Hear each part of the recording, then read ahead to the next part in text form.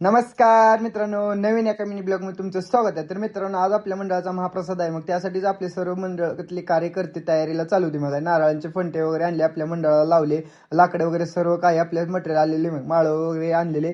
मग आपल्याला माळं थोडं फार कमी पडलेलं, भोपळे कमी पडलेले. माझे भोपळे आणण्यासाठी आम्ही रानात निघालेलो, मी आणि दादा रानात गेलेलो.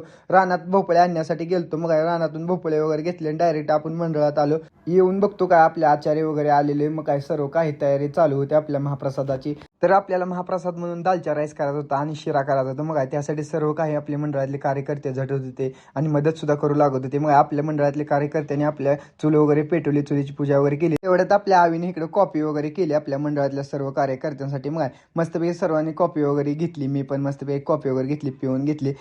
मग आपल्याला दालच्या राईससाठी इकडे डाळ वगैरे शिजायला टाकलेली. मस्तपैकी आपल्या मंडळातले कार्यकर्ते सर्व काही झटत होते आणि इकडे मस्तपैकी भात सुद्धा शिजायला टाकलेला. आपल्या 80 किलोचे तांदूळ टाकले शिजायला. मग तेवढ्यात 5 वाजल्याने आपली सर्व काही तयारी चालू झाली. सर्व काही साफसफाई करण्यासाठी घेतली. माझ्या मंडळ वगैरे झाडून वगैरे घेतला. मस्तपैकी आपण गणपतीला आपल्या मूर्तीला सजवले, मस्तपैकी हार वगैरे घातल्या, मंडळ वगैरे घातल्या. आणि मग आपल्या इकडं महाप्रसाद सुद्धा आपला तयार झालता. मग सत्यनारायणची पूजा वगैरे केली. सत्यनारायणची पूजा झाली की आपल्या गणपती बाप्पांची पूजा केली आणि गणपती बाप्पांना प्रसाद दावून आपल्या महाप्रसादाला सुरुवात केली.